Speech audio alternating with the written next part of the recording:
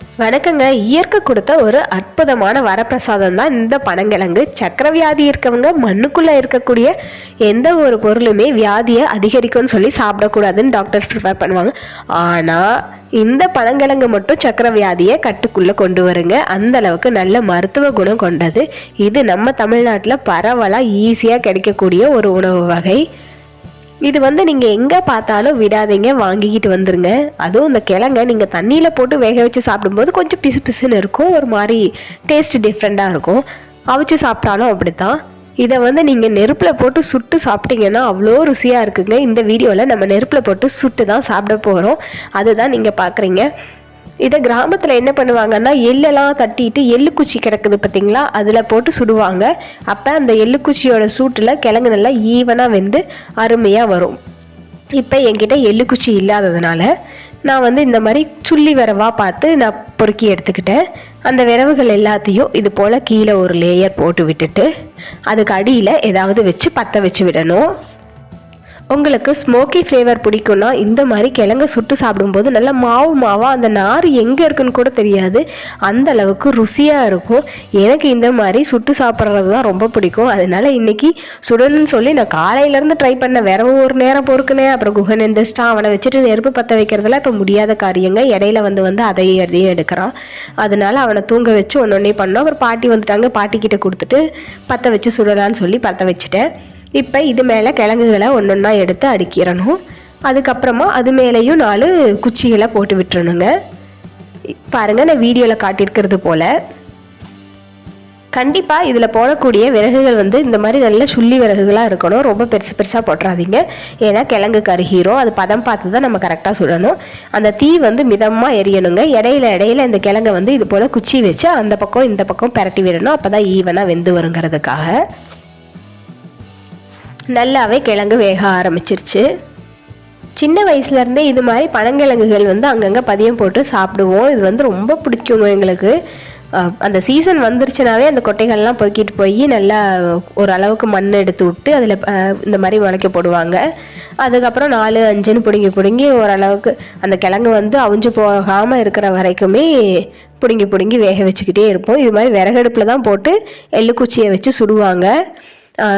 ஒரு ஈவினிங் டைமாட்ட இந்த மாதிரி சுட்டுட்டு எல்லாரும் உட்காந்து பழமை பேசிக்கிட்டே சாப்பிடும்போது அது ஒரு தனி ஃபீல்னே சொல்லலாம். அந்த லைஃபே வேறு மாதிரி இருக்குங்க. இந்த பனங்கிழங்கு மலச்சிக்கலை போக்கும், கர்ப்பப்பையை நல்ல வலுவடைய செய்யும். சர்க்கரை நோய் உள்ளவங்க இந்த கிழங்கு தொடர்ந்து சாப்பிட்டுட்டு வரும்போது சர்க்கரை நோய் கட்டுக்குள்ளே வரும். கிழங்கு கிடைக்கும்போது வாங்கி இது போல் சுட்டு நல்ல காய வச்சு பொடி பண்ணி வச்சுக்கிட்டு நீங்கள் ஒரு ஸ்பூன் டெய்லியும் சாப்பாட்லேயோ இல்லை பால்லையோ ஏதோ ஒரு வகையில் உங்கள் உடம்புல சேர்ற மாதிரி சேர்த்துக்கலாம். அவ்வளோ நல்லதுங்க. இப்போ ரோட்டு ஓரங்களில் பார்த்தீங்கன்னா ராம்நாத் டிஸ்ட்ரிக்ட்லேருந்து வருதுன்னு சொன்னாங்க எங்கள் ஊருக்கு. இந்த மாதிரி அங்கங்கே பனங்கிழங்குகள் நல்ல வியாபாரத்துக்கும் வர ஆரம்பிச்சிருச்சு. மக்களும் நல்லாவே விரும்பி வாங்க ஆரம்பிச்சிட்டாங்க. எங்கே பார்த்தாலும் விடாதீங்க. நம்ம எவ்வளவோ காசு கொடுத்து ஒரு பிஸ்கட் பேக்கெட் ஆகட்டும் மற்ற எதாக இருந்தாலும் வாங்கி சாப்பிட்டுட்டு தான் இருக்கோம். இந்த பனங்கிழங்கு நமக்கு மலிவான விலையிலேயே கிடைக்கக்கூடியது தான். வாங்கி நல்லா இந்த மாதிரி சுட்டு சாப்பிடுங்க, ரொம்பவே சூப்பராக இருக்கும். நம்ம கிழங்கு ஓரளவுக்கு ரெடி ஆகிட்டுருக்கு. இதை பெரட்டி விடுறதுக்கு அந்த அப்பளம் பொரிக்கிறதுக்கு அதை எடுத்துகிட்டு அது மூலமாக பெரட்டி விடலான்னு நினச்சிட்டு இருந்தேன். ஆனால் அடுப்பு பற்ற வச்சு கிழங்கெல்லாம் உள்ளே போட்டதுக்கப்புறம் தான் ஐயோ அதை எடுத்துகிட்டு வர மறந்துட்டுமேன்னு நினச்சேன். சரி பரவாயில்லன்னு சொல்லிட்டு நம்ம பழைய மாதிரி குச்சியை வச்சே பெரட்டி விட ஆரம்பிச்சிட்டுங்க. அப்பப்போ கைகளையும் விட்டு அழுகாமல் எடுத்து ஏதோ பண்ணினேன். ஒரு வழியாக பண்ணி எல்லா கிழங்கையும் நல்லா பெரட்டி நல்லா வேக வச்சு எடுத்துட்டேன்.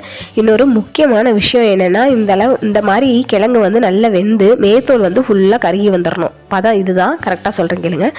மேத்தோல் ஃபுல்லாக கருகுனதுக்கப்புறமா நீங்கள் அந்த கிழங்கை எடுக்கக்கூடாது. அப்படியே அந்த சூட்டில் புழுக விட்டுறணும். அப்போ உள்ளே இருக்கக்கூடிய கிழங்கு நல்ல மாவாக அருமையாக வெந்து வந்துடுங்க. நான் வீடியோவில் காட்டியிருப்பேன், ஸ்கிப் பண்ணாமல் பாருங்கள்.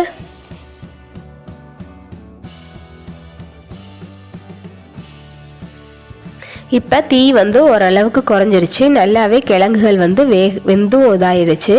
அப்போ என்ன பண்ணணும்னா, நம்ம அந்த எல்லா இடத்துலையும் வெந்துருச்சான்னு சொல்லிட்டு ஒரு டைம் நல்லா செக் பண்ணிக்கணும்.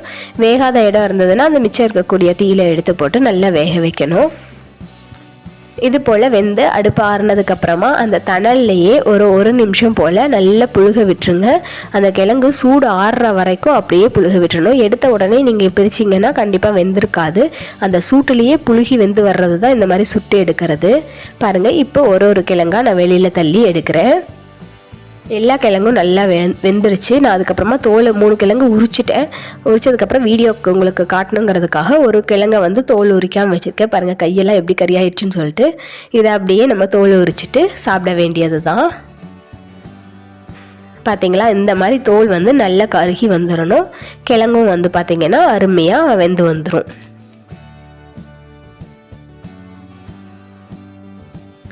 இந்த மாதிரி பனங்கிழங்கு சுட்டு சாப்பிட்ட அனுபவம் யாருக்கெல்லாம் இருக்குன்னு மறக்காமல் கமெண்ட் பண்ணுங்கள். எல்லாருக்குமே கண்டிப்பாக லைஃப்பில் ஒரு டைமாவது இந்த அனுபவம் இருக்கும்.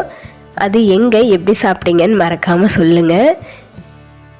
பனங்கிழங்கு ரோடு ஓரங்களில் விற்கிறத பார்த்தா உடனே வாங்கிட்டு வந்து இது மாதிரி சுட்டு பாருங்கள், சூப்பராக இருக்கும். கண்டிப்பாக ட்ரை பண்ணி பாருங்கள். இந்த வீடியோ உங்களுக்கு பிடிச்சிருக்குன்னு நம்புகிறேன். இதை வந்து உங்கள் ஃப்ரெண்ட்ஸ்க்கு ஷேர் பண்ணி விடுங்க. அதே மாதிரி நம்ம வீடியோவுக்கு ஒரு லைக்கும் பண்ணிடுங்க. நெக்ஸ்ட் ஒரு அருமையான வீடியோவோட உங்களை மீட் பண்ணுறேங்க. Tata, bye bye.